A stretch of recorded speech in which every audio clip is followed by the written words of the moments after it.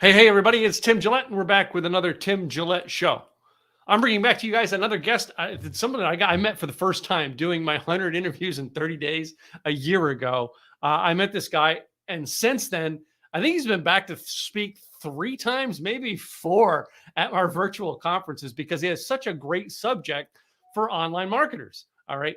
But we got to find out what he's all been doing. I mean, come on, year and a half, things change in our business, especially with pandemic. And our guest today has someone who's been very much about change, and that is Victor Vento. And I said I met Victor through the whole pandemic, and we're just going to bring him back on today and see a little bit more about what he's up to. Mr. Victor, how are you? Hey, brother, what's up? I'm excited to be here. So yeah, I mean, you're on screen all over the place this week. I heard. Yeah. I just hosted a workshop myself yesterday, so it was really good. We had like a small intimate group there to get things done, and we implemented. And I love when people are like, "This is what I'm walking away with. I'm going to take action on this." Like, I love seeing that. That's one of my biggest things. So, yeah. Well, I mean, I love when I do the workshops and I hear the ahas. You know what I mean? Yeah, they're great. That is what I miss about the live rooms. Yeah. Is you can, what I mean, in live rooms, you watch the eyes pop and you're like, that guy got it. You know what I mean? He's going home a different person. It's kind of different. You know what I mean? When we have these virtuals, we can talk each other on the screens, but when they're just in the audience and all they do is see your screen and see your PowerPoint, you're like, you miss the ahas. So, yeah. So tell me what you've been up to over the past year. I mean, it's been a year and a half since you've been here. So. Yeah, well, there's a lot of stuff that's changed. A lot can change in a year, right? So what we have essentially, I would say, first off, last year was probably our biggest year. Business revenue wise, it was great because just so many businesses were like, we need to go online, something that I've been touting for years. And then all of a sudden people were forced to do it. Yeah. And the people that weren't ready weren't as, unfortunately, they didn't see as much profits as they normally do. The people that were starting to and were already transitioning there, like they started to see a lot happen for them, and it was really great. But again, that goes from a business perspective. Like, you see what's coming and you make changes ahead of time. You don't react, you plan. Yeah. So in our case, a lot of good things happened there on business wise, but something on the personal side actually completely transformed my life. I would say toward the end of the year, last year, October 18th, 2:13 in the morning, actually. So business was fantastic, right? We were having the biggest year ever, yet everything else around me was falling apart personally. Like, I would say, like, my wife and I were headed toward divorce. My kids didn't even, like, they hardly ever saw me, and it was just like I was a shell of a person inside, spiritually and everything. And it's great and all, but why do we have businesses to fund what we want to do in life? And I had something backwards there. So I sat there 2:13 in the morning on October 18th. I was actually like here in this office, and I was like contemplating whether to be like, how do I want to end it, right? So what do I want to do? And then I see an ad that said "Escape from Hell." It caught my attention because that's kind of where I was at. And I read it, and it said, "No one is coming to save you, but you can still be saved." And it connected and resonated with me in such a way that it explains almost as if that was an event, a 30-day challenge. I was like, you know what? I'm all in. Let's do it. What else do I have to lose at this point? There's nowhere to go but up. So I went ahead and opted in. I took this challenge, and it just transformed my life. So I joined the program afterwards, and I'm like still part of it, and it's fantastic. Year now later, I like the way things are now compared to then is surreal. It's fantastically surreal, right? It's just, it truly gave me perspective for what I do. Like, if no one knows at this point, like, I've been on here several times, I talk about Facebook ads and marketing and things like that, online ads with paid acquisition. And that business owner was brave enough to stand up and rise and be like, hey, I'm going to show up differently online. I'm going to show up and invest in finding my perfect people. And in doing so, transformed my life. So now, like we just got back from our third family vacation. We go on our longest family vacation in actually exactly a month from now. November 1st, we leave for a week. And like my wife and I have never been more connected. My children, I literally was, we were just finishing up lunch and they were just like, bye, I love you, Dad. And bye. It was just like so much more different than who I was a year ago. And it's on top of that, that gave me power to show up so much more differently in business, that we have more profits now than we've ever had. Even though last year was great revenue wise, we may not be the same revenue wise, but our profits are so much more fantastic this year. And it's because of who I've become throughout that journey, right? And I think that's one of the biggest things that's changed over the year so far for me and our business, and then our clients see it too, and they just absolutely love what's happening. And it's just, there's this, you change one person, you change a family, you change a city, and that just keeps going outwards, right? So that falls in, and I get to pour into my family, I get to pour into my clients, I get to pour into prospects and people that may not be ready to work with us yet. And that's because all of that perspective was shifted for me. But yeah, that's one of the biggest things for us. And so I've been really called to work with a lot of speakers over the last year. And the workshop that we were just talking about yesterday was about filling events and how to do so. I usually draw something out. That's one of the things I've done recently that I found works really well, especially in the online space. We're used to Zoom and face to face, like you said, being in squares. Yeah. And you mentioned something about presentations. Yeah. One of the things there was with presentations, it can get a little boring. It almost seems a little more educational, and people are like, I kind of start checking out like we're in school. But when you start to draw, and as you explain and as you teach and you draw people in, right? Yeah. I can't take credit for that line. I really like it. When you draw people in. It's from a mentor. I wouldn't say a mentor, but someone that I've learned this from is Simon Bowen, who does this, and he does a lot of diagrams and he draws everything out as he explains it. We tell each other to speak in story, but that has one of the things as you story tell, you draw that story out, and it helps to do a couple of things, right? Visually, people get it, and then they hear it too, so that they get it, and there finally clicks in two different types of mediums that we receive it at. Wow. So we just receive it on a much deeper level. Wow. I expected this, oh yeah, man. Well, we did these great thing, and I never expected a personal story would totally impact your world, your business, your life like that. Wow. So that's life changing. So, and yeah, one of those, it's like the 180, I guess. Yeah, it's I can't even, the way I keep explaining it is it's fantastically surreal. It's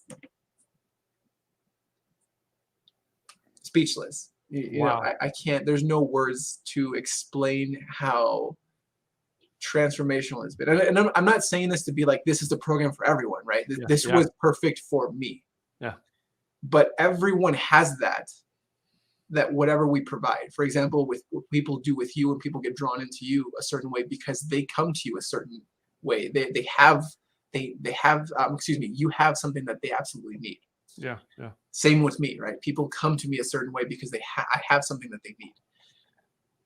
And when people like you and I, business owners and leaders like you and I, are able to show up and face ourselves and really just be you know what, I'm going to invest in finding my people. However we decide to do that we just show up differently, and our perfect people at that point feel compelled to rise and interact with us and start those conversations. Yeah. So that's, yeah. All right. Now, going through this transformation last year, all right. Did you stop at any point and go, well, let me just, take everything I know and throw it all in the trash and go, let me start over? Or was it, wow, now I understand why I'm here and why I need to do this more? Oh my gosh, that one. So it occurred to me, I would say maybe 4 or 5 months into this program, that I was like, holy moly, this is why I do what I do. And I think this is why my clients have felt this so much more, because before I was like, it's something I'm good at. Yeah. Now it's my sole purpose. Yeah. So it's almost like now it's touched the heart, and you're using the heart to go out there and create the business. Yep. Yeah. Okay, Yep. cool. It's like, did you change any of the procedures of what you do? All right, mechanics, or was it just, the mechanics? It's just like now the heart got behind the mechanics. There's been a little change. More so, I've been very intentional about experiences. And I think that has happened more so because like it's backed by heart, right? It's a lot of it is really like, it comes from who I am. So you really get to experience who I am by working with me.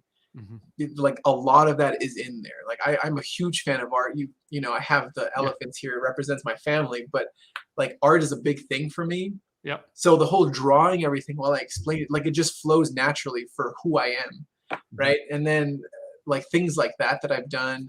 For example, I'm very intentional about the way I live, and you see that in the workshops that I host. I'm very intentional about like making sure everyone's heard and seen, and like I acknowledge people. So I'm very inclusive that way. So that and I realized having big events where you have tons of people is great. And I love being part of that. I love being life of the party and hosting that as well. But I absolutely am in love with the smaller, intimate workshops where you get to really connect with people and transform them. So, I mean, have you been going out to speak at live events? Or are you doing mostly virtual now because you are internet based in what you do? Yeah. So I've always kind of, I would say in my past, my history, like I've always been more virtual than anything else. I would say in the last 2 years, it's been more in person.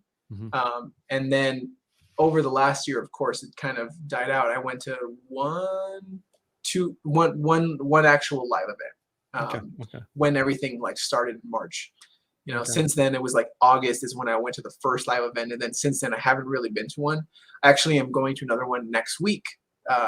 So that'll be fun. But I miss them because I fell in love with, like, I was like, oh, I get to actually be with people. Like, I love this. Yeah. But yeah, it's really been brought to my attention more the last 2 years to be like the in-person events. Yeah. I miss the in-person events, but like I've gotten so good in loving these like virtuals because I don't have to go far to put them on, as opposed to, in old days it was pack the truck up, in some cases rent the truck to get all the stuff over to the, to my hotel to actually set up the stages and all that. It's like now it's like I get up every morning and turn the computer on, boom, stage set. So, yeah, absolutely. That's because that's it. Like, you have no idea if I'm wearing pants right now. Yeah. Well, that is. Yeah. We had a thing on. I have another podcast I do with Katrina Garcia on Fridays at noon, and we have this thing on there where somebody talked about it. So we made that our hashtag, the No Pants Podcast. That's awesome. Yeah. Because it's like you don't, but I've said too, when the first like live event where I know the audience, or maybe my event in November, I think is where I'm going to do this. You have to be there in November to see it. No, I think I'm going to walk out on stage with my pajama bottoms on and go, oh, we're not doing the Zoom thing? I love it. Yeah. That may be my new costume. Show up with dress shirt on and pajama bottoms and slippers.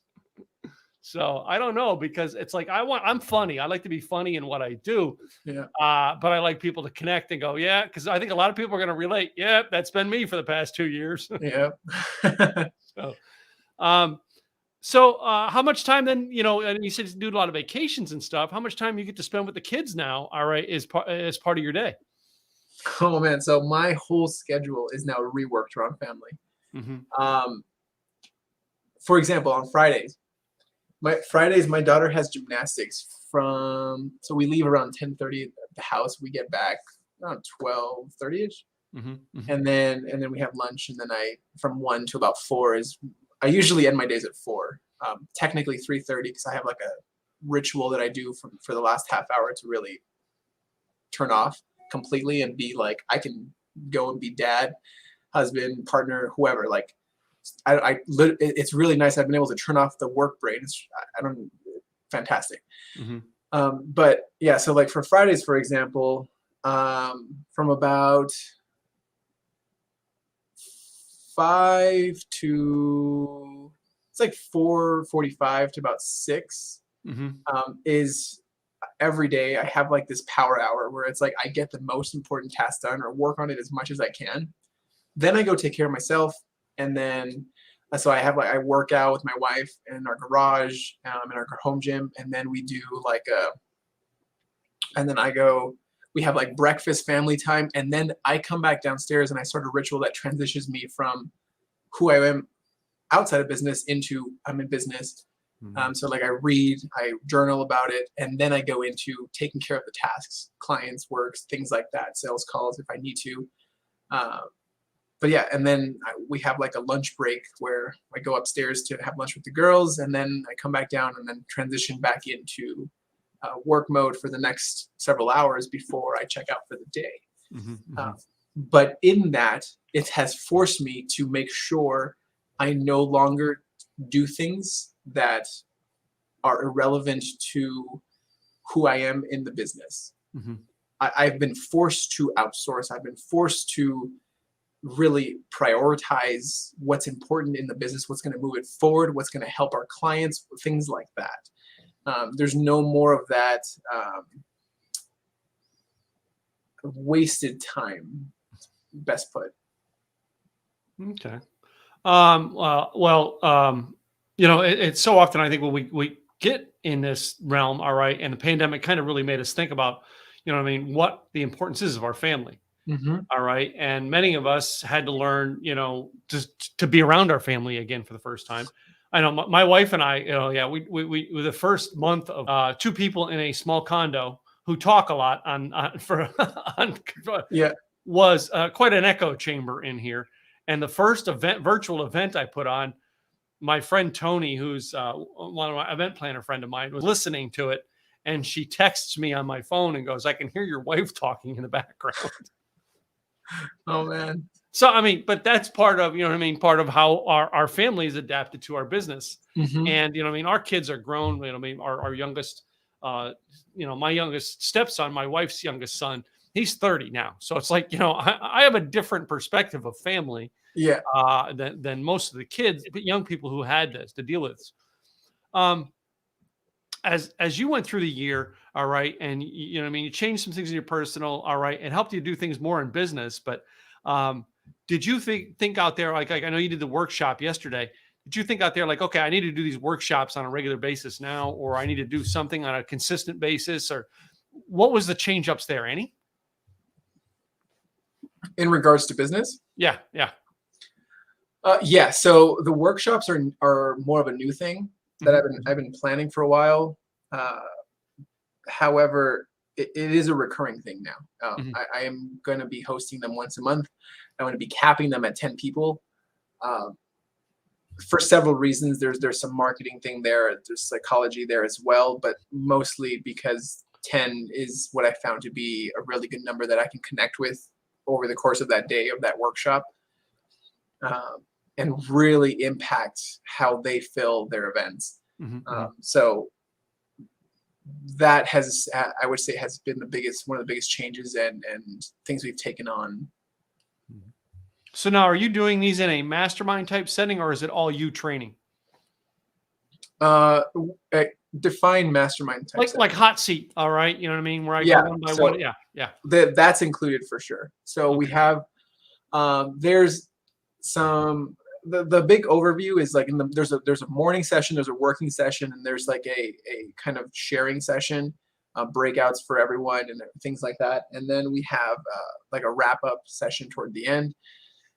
But the morning session is strictly focused on like me providing the context of why we're going to do it this way, and helping. And this is where I draw a lot of the things out, and everyone kind of, they get it. It clicks for them most of the time from what I've seen. And it's like they're able to understand and dive into it deeper, focused. So then when we get to the actual working session of this, I recap that part, and they're like, great, and they go all in for it. And then they walk away with their blueprint pretty much. And they're like, yesterday, for example, when I asked them, like, so here's the thing I make sure I ask, like, what's the action you're going to take in the next 24 hours?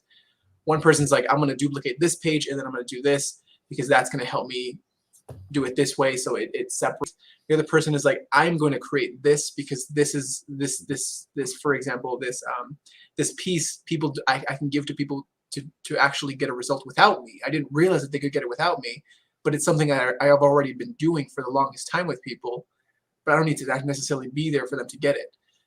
And so she was like, oh my God, this is fantastic. So she's going to create that, or that's what she committed to create today. So, and are you working with them? Because I know you were doing stuff in the, in the marketing event, the bot space and chat bot things. Are you working with them on the mechanics of filling their event, or are you working with them on the story? For instance, taking the impact of what happened to you this year and going, hey, guy, we need to find your impact spot to help you impact your customers. Good stuff. No, I don't necessarily do that. That is not my area of expertise. Okay.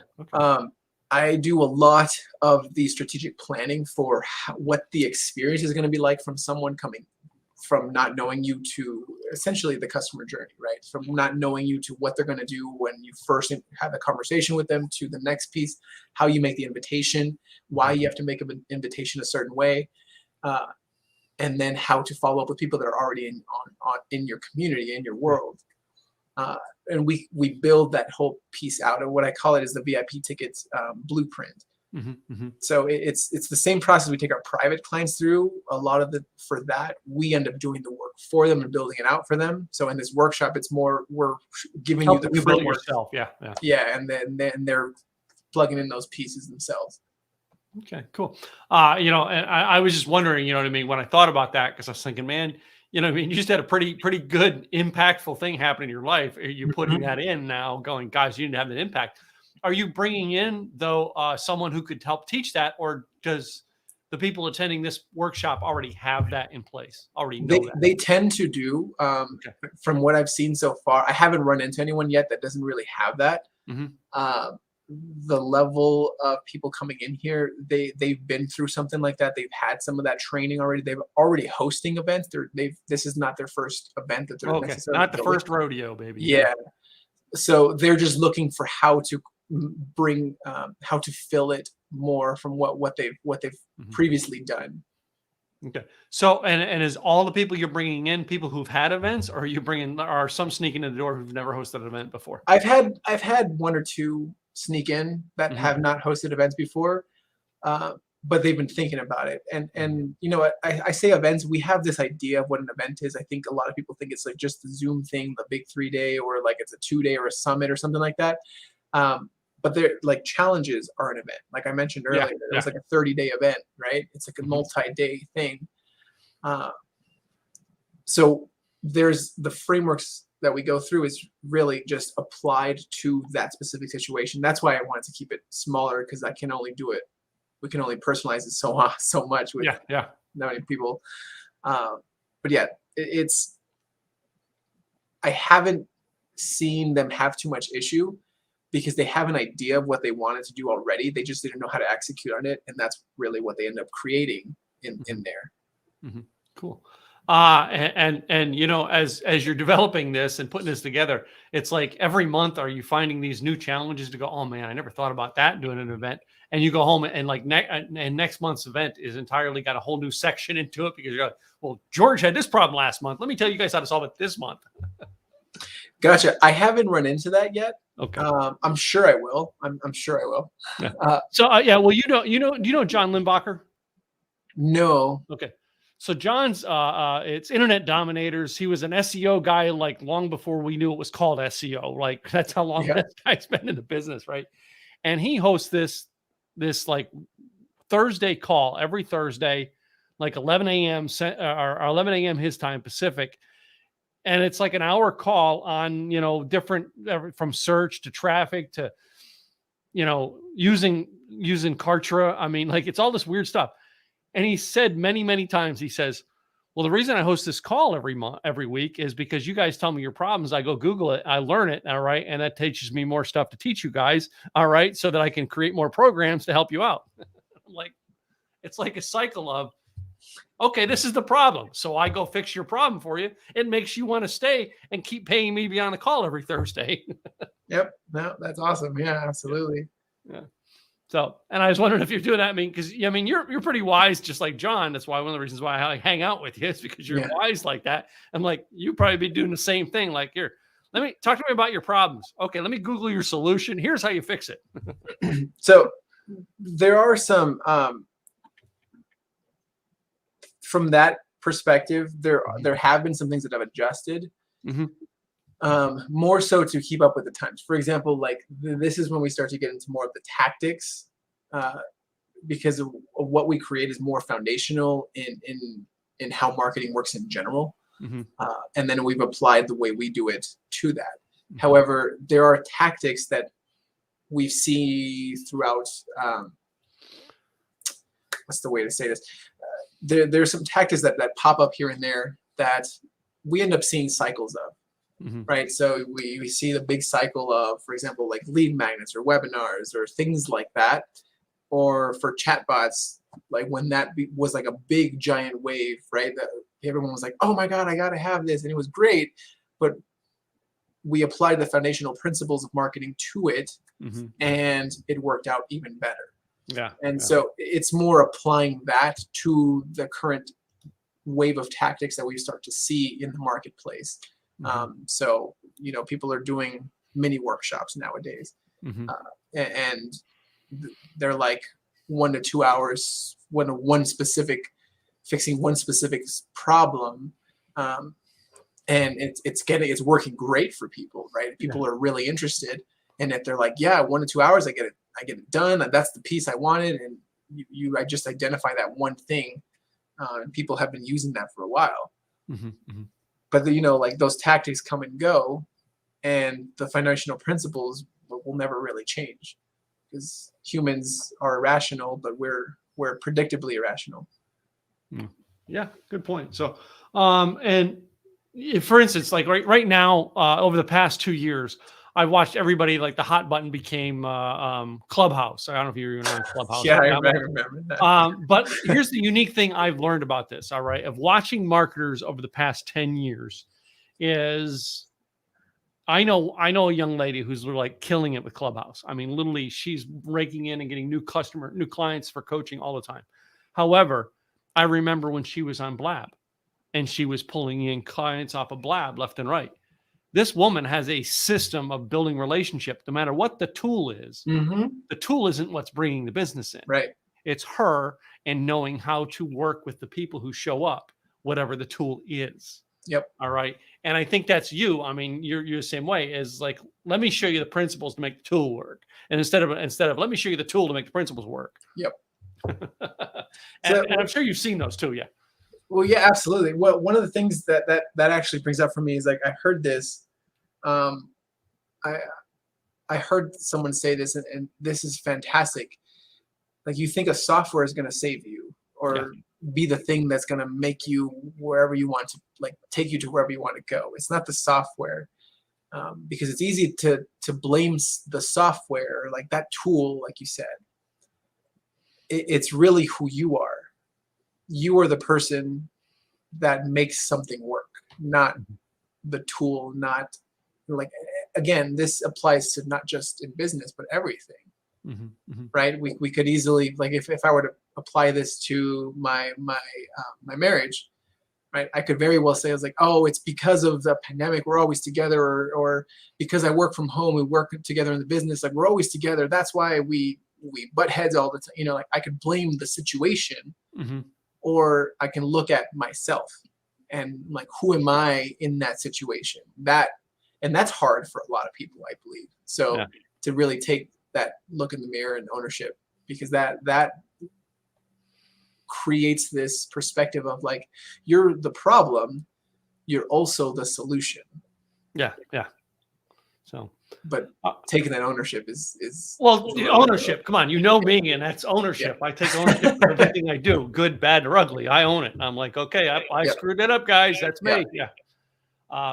One of the things you mentioned there that some of the people are doing in marketing, all right now, is these challenges to where it's like, say, 5 days. All right. You talked about the 29-day you were in one, but like they'll do 5 days on a subject and do it in a challenge. Even Frank Kern, I don't know if you're in Frank Kern's program, like I am too. Yeah.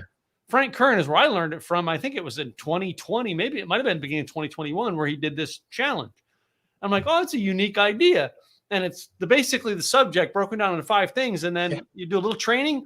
Okay, guys, go do this today. You know, here's your homework. Go do it. You know, I'm in the same mastermind as the person who built his challenge up. Like I remember I brought up the idea, and he was like, yeah, I've been doing it this way. And I was like, wow, what he added to it made it even better. And then I saw it completely applied. It was awesome. But I get it. Yeah. You have like the 5 days that you break up the one subject. Essentially, and it's not, I think what people get confused with that is they're like, well, how do I stretch this over 5 days? No, it's how does it build upon each other over 5 days? Yes. That's what makes it the challenge is the 5 days, because it's day 1, you're doing this. Well, day 2, you're taking what you did on day 1 and then doing another task. And it builds. And that's the difference between challenges and break my course down. Yeah. Yeah. Because I know a ton of people who broke their course down. Well, yeah, exactly. Yeah, there's those. I've seen that. They're like, well, let me show you how to do this. Now, let me show you how to, and they're almost completely irrelevant. But yeah, you want to have it built upon each other for sure. Well, something unique you kind of mentioned in there, all right, you know what I mean, when you're talking about, you know, the tools and the person is, and I've been a big fan about this with my clients over the years, is I tell people, write me down what you want to do, even if it's on a piece of paper or a whiteboard, and let's then find the tools to make it work. And I have found that when you've written down what you want to do, the tools appear. Tell me if you start to see that in your marketing is, all right, this is how I want to do it. And next thing you know, all right, all of a sudden you see this ad pop up on Facebook and your ads. And it's like, oh my God, that tool will make this so easy, you know? Yep, absolutely. So 2 specifically that I've invested in recently. One is Hyros and the other is Magix. And they're more on the acquisition side, paid traffic acquisition side of things. Like Hyros has a lot of like AI print tracking, and it's very good at attribution, which has been the biggest problem since iOS 14. For Apple came out and everything like that, and it was just like this whole Armageddon thing that happened. But that has pretty much solved it, so business owners can attribute like, what is my marketing actually doing? Yeah. And then there's Magix, which is a little bit more of the automation side of things that allows you to scale faster instead of manually having to turn all the switches. It kind of takes that part away and allows you to focus more on the strategy and the tactic that you're using, as opposed to going into and like turning the knobs here and there that way. It pays to know how to do that first, so you can use automation for it. So if you don't know how to do it, don't use automation. Learn how to do it, then use automation. But not just in your business. All right. Well, personally, Victor, I found one recently. I have said, this is like 11 years ago, I started a real estate company. I said, this is how I want to build my real estate company. And kind of like as my coaching and marketing company built off, the real estate company kind of just stayed stagnant. Yeah. All of a sudden, I took out my sheet the other day of what I wanted to do with my real estate company 12 years ago. And guess what appeared? Someone who has a whole mentoring program and a whole membership and a whole slew of connections to make it happen. Exactly the way I wrote down 12 years ago. And I think too often we put it down on paper and some of us go, yeah, okay, yeah, I'll get to that later. Instead of write it down and start connecting, right? You know, and I think that's what's unique. And I said, it's just like, it's eye opening to me. Like when it happened, I got excited, and I'm like, for years, I've been like, yeah, real estate is just an income I have on the side, Yep. Now that business has got a whole nother life to it. Yeah. It's crazy how that works, isn't it? Is it? It is. So, but yeah, it's interesting that we seek things out and we find tools. So that made me think of, when I was asking you that, sometimes it's not just in business, but it's in personal life. Man, I wish I could learn how to relate to my kids better. And all of a sudden, a new book comes out and shows up on your, Yep. Yeah, you put it out there, it'll come to you. Without getting too woo woo. Yeah. I say that with a smile, simply because like I believe there's something bigger than this, for sure. Yeah. Yeah. However, it's true. Like, you put it out there with the intention of doing something with it, it will appear, and you start. And I believe it's more because your perspective shifts to look for the opportunities now. Yeah. And when it appears, you subconsciously connect that, and you're like, oh, that's how I can use it. When perhaps a few days ago it was still there, but you were blind to it because you weren't your perspective wasn't in a was not turned on. Yeah, exactly. I get it. So yeah. Well, it sounds to me like, you got some stuff going on. You want people to connect with you over the workshop now, or how would you like people to connect with you? Yeah, no. So, I do a lot with paid traffic acquisition. So if that's in your ballpark, if that's what you're looking for, definitely let's connect. However, if more specifically you have these challenges or workshops or intensives or 1, 2, or 3 day events that you host, and you're looking to really bring people in, I have a blueprint that walks through our process of how we actually go ahead and do that, so that you can actually fill it. So this is the website I got down here for that. That's the one you want to go to if you want to find out more about that. Yeah, ventobot.com/VIP blueprint. Okay, cool. All one word, VIP blueprint.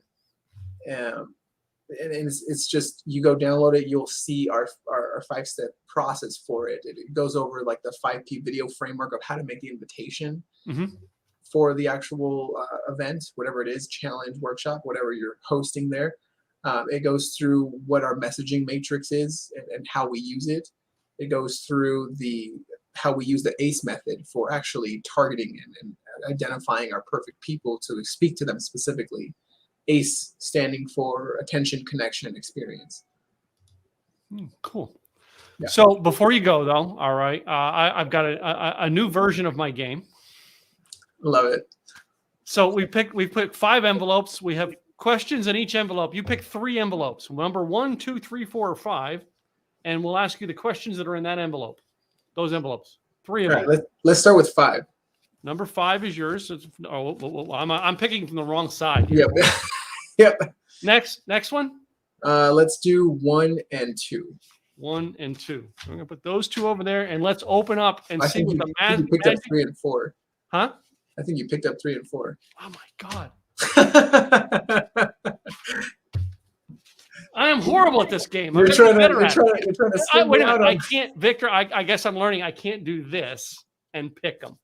Because it's reversed when you look Yeah, at it. no, I was watching it happen. I thought it was funny. So we're going to start with number 5 and see what your questions are to answer today. Oh, I love this one here. Movie watching. Are you one who wants to watch it in the theater or at home now? Oh man, that's so it depends answer. I know it's not the best answer, but the reason I say that is because as anywhere that I can create an experience with my family, right? Yeah. In a theater, my firstborn, she loves watching. Her first movie was Frozen 2, and it came out on her birthday. Wow. So that was her first experience in a movie theater. She was like, it's my birthday, and I get to see Frozen 2, and it was like in this big movie theater. So being able to I doubt it's full nowadays. I don't even know. But if it isn't, then even if it is, I don't care. But going with them and creating that whole experience of we're gonna get popcorn and have like chocolates and hot dogs and pretzels and things like that. At home, we're doing the same thing, right? It's like pizza night, movie night. We have the surround sound system. So it's for me, it's more of it depends on what type of experience I want to give and have. Okay, cool. It's interesting because the one movie I can't wait to go see in the theaters, if it ever comes out, is the new Top Gun. If it ever, I mean, they've been teasing us about it since 2018. So Yeah. I think we're going to go through like another 2 elections before we see this freaking movie. Yeah, probably. Yeah. So then the next question here, would you rather have a hamburger or a taco? Man, nothing beats a good hamburger. I know, man. It's my favorite. It's like a staple. Tacos are fantastic, but a hamburger, like a good one, goodness. All right. The next one here goes into personal preference or what you think is better, and that is, who was the better basketball player, Michael Jordan or LeBron James? I don't know anything about basketball, so just say Jordan. I was gonna say, yeah, I'm gonna go with Jordan because I know his name. LeBron James sounds like someone I might know or should know. I don't know. It's the idea behind this is to get questions to find out who has a controversy over the question, right? Yeah. So I love it when I get that one. But yeah, anyway, I think I have 1 or 2 more like that in here, but we'll see what here. Envelope number 1 has. Okay. Envelope number 1 is our good question that we haven't had in a while, but it used to be on every one of them, and that is the toilet paper. Does it go over at your house or under? All right. Goatees are cool, mullets are not.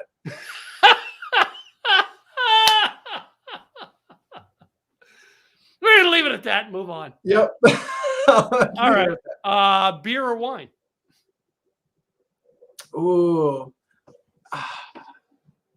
We've recently got into wine, so I would say probably wine. The wine. I love pairing it with food. It's just over the last year, it's definitely been a big thing. Wait a minute. That's the new podcast that I'm going to start in November with somebody else. Is going to be alcohol tasting and food pairing. That's like the 2 of us are just into it. It's like we still don't know how we're going to relate it to our business, but it's something we wanted to do. So we've got the tools. We're going to do it. Yeah. Oh, there you go. Yeah. The third one in this envelope is Superman or Batman. That's a good one. Superman or Batman? Maybe what Superman. Superman? All right. Yeah. I was once interviewed by Superman. Were you? Yeah. Dean Cain. I was on Dean Cain's podcast, who played Superman in Lois and Clark in the 1990s. Oh, wow. That's cool. So I can say Superman interviewed me. I love it. Yeah, that's awesome. Anyway, it's on my YouTube channel if you search. Anyway, last envelope, number 3, or number 2 is what you picked. All right. This one's going to be good. In number 1 question in this one here is, in the car, do you listen to a podcast or music? I listen to music. Music? Okay. Yeah. Number 2, I don't know whether it's you wear these, all right, or you prefer to see this, all right, and that is high heels or boots. Oh, good. That was See, good. this is what makes it catchy with this game now. I like the pre-frame there. High heels or boots?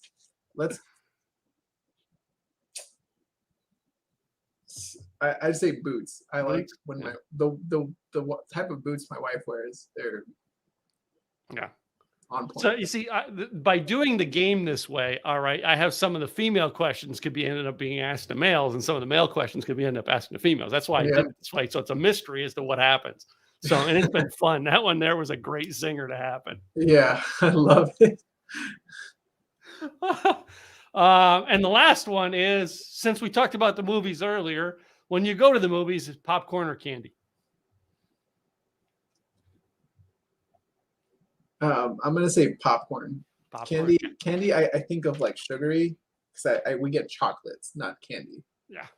So There's I'm like definitely a a distinction popcorn. there. Yeah, I'm a popcorn person, and you got to have all that butter onto it and all Yep. that stuff. Yeah, that's Yeah. me. So, and I eat it all, and then I have to go back for 3 Cokes to flush it. Yeah. And then then I'm because I'm old, I have to go to the bathroom 3 times during the movie. All right. Well, Victor, I appreciate you coming on the show again today. I mean, it's been great catching up with you again. I know we're going to have you over at the virtual events again, and always appreciate you when you come over and teach because you Mhm. always have great information. You're always really helpful to our audience, and we appreciate that. So, do me a favor, say the website one more time. They want to come and get that blueprint. Sure. It's www.ventobot.com/VIP blueprint. Cool. So again, thank you, my friend. All right. Thank you. Yeah. And My you brother. listeners, we want to thank you guys for tuning in. All right. Do me a favor. Go check out Victor over at ventobot.com/VIP blueprint. All right. And we will see you real soon with another guest. In the meantime, guys, have a great day. Only you can make it a great day. So go do it.